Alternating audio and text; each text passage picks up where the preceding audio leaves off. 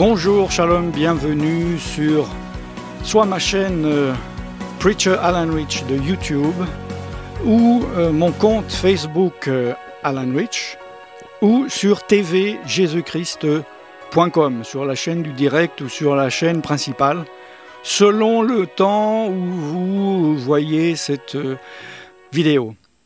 Dans cet enseignement, je vais utiliser un exemple avec des images pour faire comprendre des choses très profondes d'une manière simple. Il s'agit de l'évolution, c'est pas le bon mot, mais de l'Église. En gros, on peut diviser l'Église de Christ, de Jésus, de Yeshua, en plusieurs parties. Yeshua a établi son Église. C'est lui déjà qui l'a fait. Un corps de personnes spirituelles nées de nouveau, des pierres vivantes, habitant dans un corps terrestre. Pour cela, ils ont reçu l'Esprit de Dieu et si spirituellement nous sommes en communion les uns avec les autres, en tout cas ceux qui ont l'Esprit de Dieu et ceux qui marchent par l'Esprit de Dieu, physiquement, nous devons également nous réunir. Il y a un gros problème par rapport à ce sujet. Tant de chrétiens ont été déçus, à tort ou à raison, ont été manipulés, on les a volés, on leur a fait croire des choses qui n'étaient pas vraies, on leur a présenté un évangile corrompu, que ce soit l'évangile de la condamnation, ou l'évangile de la prospérité, l'évangile du sacrifice, l'évangile libertaire, où chacun peut, puisque Jésus est mort sur la croix, nous n'avons pas à être bons envers Dieu et envers les autres, nous pouvons pécher librement. Et j'en passe.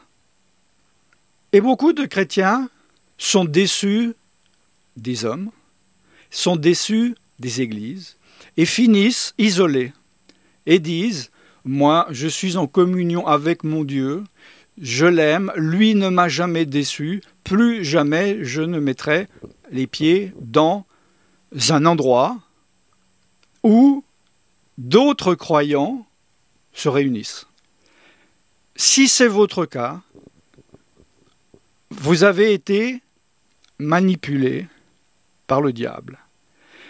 Je ne suis pas en train de vous dire, là où vous étiez, on vous a volé tout votre argent, on vous a obligé à faire des choses, on vous a menti, retournez-y. Non, il y a des bonnes assemblées, des mauvaises assemblées. Mais décider un jour de se dire « je reste isolé », ce n'est pas bon. En général, et vous confirmerez si c'est votre cas, si vous êtes comme ça, vous ne l'êtes pas seulement à un niveau spirituel dans le cadre des assemblées, mais vous êtes sûrement comme ça dans la vie. J'ai trop été manipulé et déçu des hommes. Moi, j'ai que 3 amis, j'ai confiance qu'en eux, tout le reste de la terre sont mauvais. Je ne veux plus parler à personne, etc.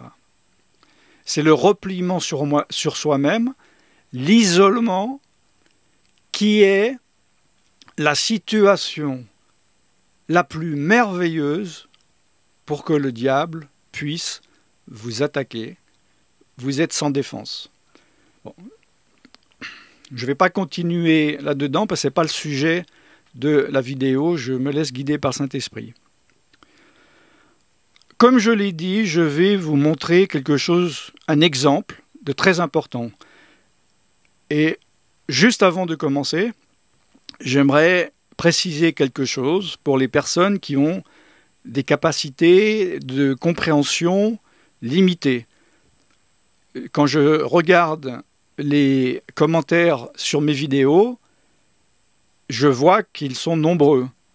Mais d'après ce que j'entends dire, c'est pas comme je pensais au début, j'aimante tout ce genre de personnes, mais ils sont prolifiques sur Internet. C'est là où les personnes qui ont un doublé de capacité limitée à comprendre les choses, doublé de la méchanceté. Parce que évidemment, on peut être très limité intellectuellement et ne pas être méchant, évidemment. Mais quand on a ce doublé, vous devriez vraiment vous faire délivrer, vous faire guérir par Dieu, parce que Dieu vous veut, au lieu que vous répandiez votre haine, votre venin, là où vous le pouvez, dans la vraie vie, vous ne pouvez pas, donc vous le faites sur Internet, à l'abri, derrière votre ordinateur dans l'anonymat. Au lieu de cela, Dieu veut répandre son amour par son Saint-Esprit et que vous répandiez son amour dans la vraie vie et sur Internet, pour édifier les autres, au lieu d'être dans votre autodestruction et d'essayer évidemment de détruire les autres.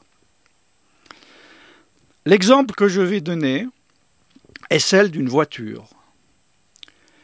Et donc, pour ces personnes à capacité limitée, ceci n'est qu'un exemple. Je ne dis pas que l'Église de Christ est une voiture. Ne dites pas « Ah, il a dit que c'est cette couleur, donc il est en train de… » Non, c'est un exemple. Bon, je ne peux pas faire une vidéo complète pour expliquer ça, mais au moins j'aurais averti. Jésus, donc Yeshua, a établi son Église et il a parlé de l'Évangile, mais c'est surtout après avoir donné évidemment son Saint-Esprit que par ses apôtres, l'Évangile de l'Église de Christ a commencé à être prêché par Pierre, évidemment, et ensuite aussi par Paul. Alors Pierre plutôt pour les croyants en Yeshua juifs, et Paul, Shaul, pour les croyants en Yeshua païens non juifs. Nous allons donc prendre l'exemple de cette Église appelée en général Église primitive. Vous voyez, j'ai pris l'exemple d'une voiture blanche. Ne cherchez pas à comprendre pourquoi blanc, pourquoi ce modèle de voiture, pourquoi pas un vélo, pourquoi pas une sardine de Grasse. Donc, prenons l'exemple que l'Église primitive, telle que l'a voulu Yeshua au début et telle que cette Église a vécu dans les premières décades. Ensuite, il y a eu des changements jusqu'au IVe siècle. Nous partons sur cet exemple de voiture blanche.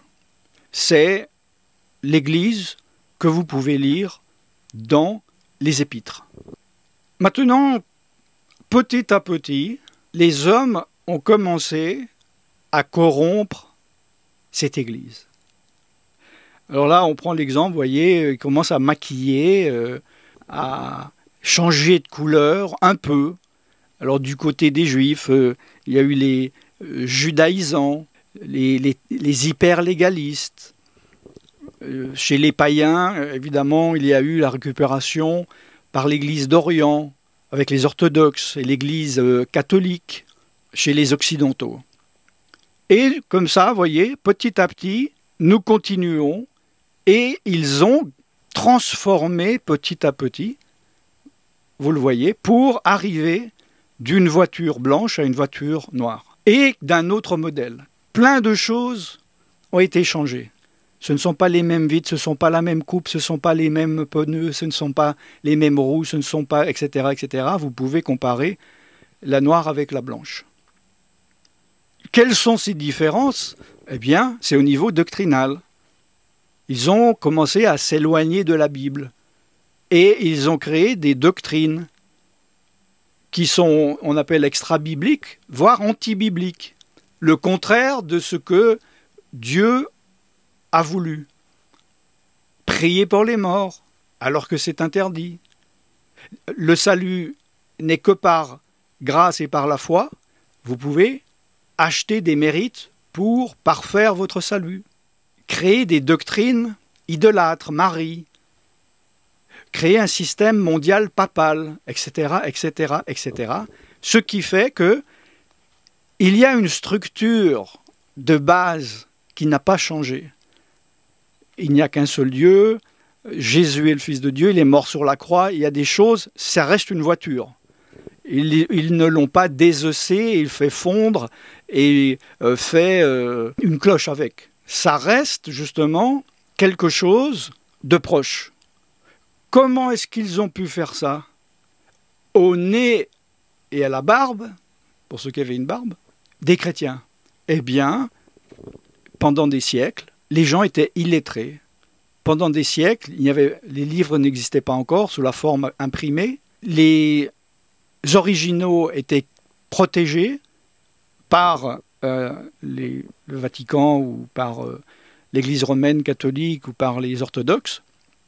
Et personne ne pouvait vérifier. Un jour, l'imprimerie est créée, il y a 500 ans. Et des prêtres commencent à lire la Bible et disent « Mais dis donc, on n'est pas dans la même voiture là ». Et ils disent « On veut réformer ça.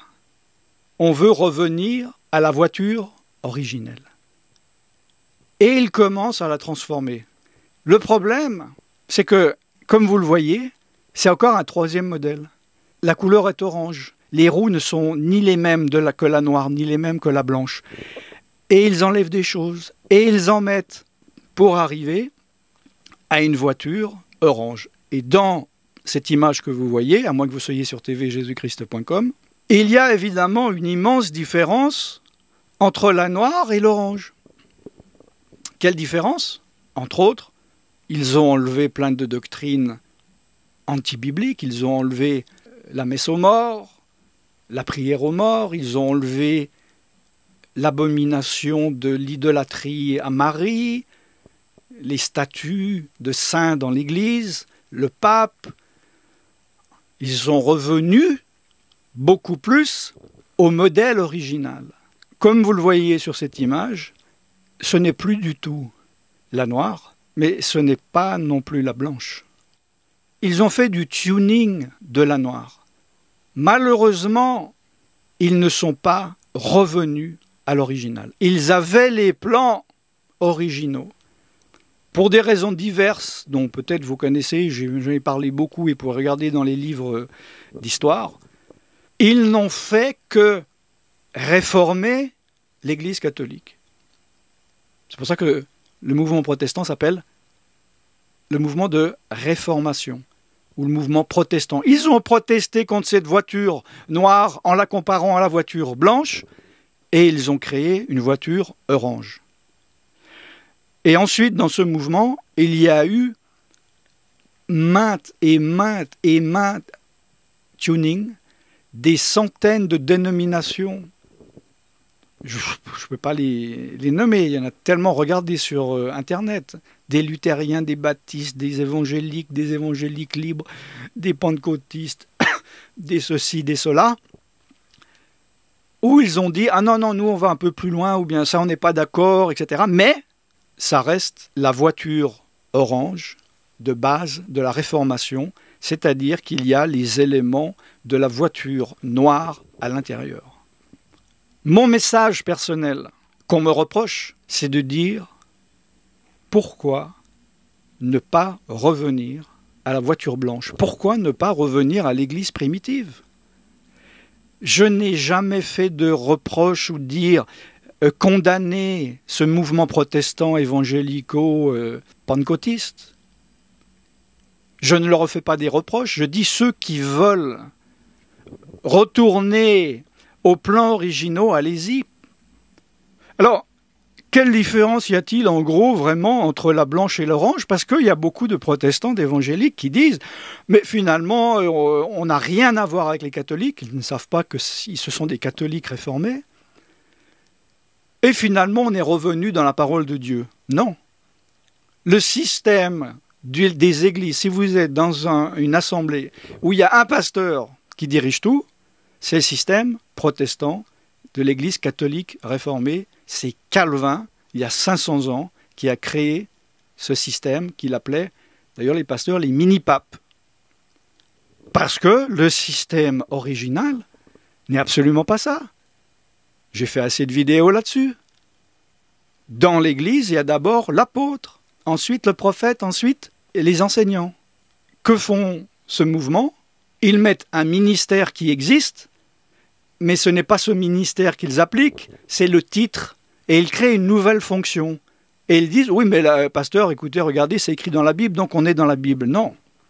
Alors pourquoi ils ne retournent pas à la voiture blanche? Alors intellectuellement, théologiquement, ils vont dire, ah oui, mais maintenant il n'y a plus d'apôtres. C'est pour ça. Dieu a remplacé par des pasteurs. Dieu a créé un nouveau système. Moi je dis, ce n'est pas Dieu, c'est Calvin. Dieu a permis, et je suis d'accord avec vous, la voiture orange est beaucoup mieux que la voiture noire. Elle est bien moins pire que la voiture noire. On pourrait s'arrêter là. Ah ben restons médiocres. Mais pourquoi aller plus loin? Parce que Jésus et les apôtres ont prêché, ont donné les plans de la voiture blanche. Pourquoi ne pas retourner aux plans originaux?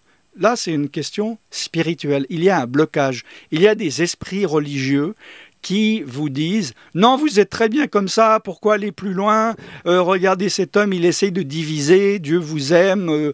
Ça ne sert à rien d'obéir à la Bible. » Alors, ne vous nommez pas alors de grâce chrétien, vous les protestants évangéliques. Soyez au moins cohérents comme tant de catholiques que je rencontre ou que j'ai rencontrés.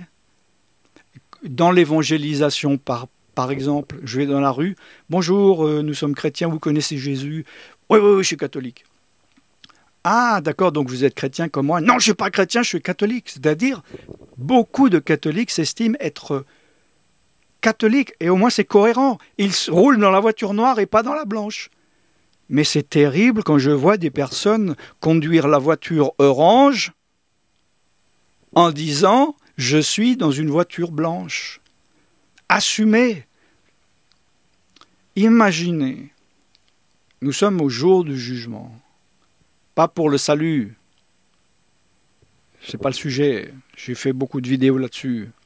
Le salut, si vous croyez en Jésus, que votre nom est inscrit dans le livre de vie, vous êtes sauvé, vous ne passez pas en jugement. C'est le jugement des œuvres. Lisez votre Bible. Imaginez, vous êtes là, une foule de plusieurs milliards de personnes, tous les êtres qui ont vécu sur cette terre. Si d'abord il y aurait un haut-parleur, et vous entendez, les catholiques, allez à droite, les protestants, allez à gauche, les évangéliques, allez là-bas, les pentecôtistes, allez là-bas. Vous allez où vous pensez être. Dis maintenant les croyants qui obéissent à la Bible. Combien il en restera? Si vous avez pensé, ben bien sûr, moi j'irai là où on m'a dit d'aller les catholiques, oui j'irai là où on m'a dit, parce que je suis évangélique, vous n'êtes pas chrétien. Vous êtes évangélique. Assumez. Dites, oui, on a les bases quand même du christianisme, de l'église primitive, où je crois en Dieu, je crois en Jésus, mais bon, je suis dans un nouveau système. La Bible n'a plus l'autorité. Dieu a instauré, au travers de Calvin, un nouveau système. Il a remis en question les enseignements de Jésus, de Yeshua et des apôtres. Assumez. Mais dans ce cas-là, vous avez de gros problèmes, à mon avis, à la vie de la Bible. Réfléchissez de grâce. Regardez encore. cette image, ce qui aurait dû se passer, c'est que la voiture blanche n'aurait jamais dû être changée. Mais elle a été changée. Vous voyez, elle a été changée par une voiture orange, d'un autre modèle que la blanche, qu'un autre modèle que la noire, sur votre droite. Dans le pire des cas, il y a 500 ans, à la Réformation, ce qu'ils auraient dû faire, c'est de revenir de la voiture noire à l'original de la voiture blanche. Et maintenant, quand moi, je vous dis, pourquoi restez-vous dans le modèle orange et ne revenez-vous pas dans le modèle blanc, on me dit, c'est quoi ce nouvel évangile? C'est quoi ce diviseur? C'est quoi cette personne qui se croit mieux que tout le monde? Alors tout le monde a tort et lui seul a raison. Non, la Bible a raison. La Bible a raison. Lisez la Bible. Comparez votre système avec le système établi par Dieu dans la Bible. Qui suivez-vous? Suivez-vous les traditions? Suivez-vous Dieu? Suivez-vous les esprits religieux, voire les esprits du monde, voire les esprits démoniaques? Ou suivez-vous l'Esprit de Dieu? Vous allez dire, oui, mais là, je suis maintenant confus. J'étais bien en sécurité, et là, je suis confus. La confusion ne vient pas de Dieu. Si vous voulez savoir, connaître la vérité, mettez-vous devant Dieu et dites à Dieu, Seigneur, je ne sais pas quelle est la vérité. Est-ce que la Bible est vraiment inspirée? Est-ce que tu as changé ton système? Est-ce que l'Église catholique est inspirée par ton esprit? Est-ce que l'Église protestante, évangélique, pentecôtiste est inspirée par toi? Est-ce que on est à côté de la plaque? Seigneur, quoi que je croie, quoi que soient mes convictions, je viens devant toi et je te demande de me révéler ta vérité, je veux obéir à ton esprit. Si vous avez cette attitude, Dieu va vous montrer la vérité de l'erreur. Je vous avertis d'avance que si vous êtes dans une église catholique, dans une église protestante, peu importe la dénomination évangélico-pentecôtiste, si vous commencez à les remettre en question, vous allez voir de quel bois ils sont. Vous allez voir comment les choses vont changer pour vous. Vous serez rejeté, vous serez maudit, vous serez combattu. C'est à vous à savoir ce que vous voulez, à qui vous voulez obéir. Cette émission est maintenant terminée. Normalement, vous pouvez voir cette vidéo d'ici 1 heure sur tvjesuchrist.com, sur la chaîne du direct. Si l'Église primitive vous intéresse et les racines juives du christianisme vous intéressent, allez sur tvyeshua.com. Je suis serviteur de Dieu Alan Rich et je vous bénis dans le nom tout-puissant de Yeshua Mashiach, Jésus-Christ de Nazareth. Shalom.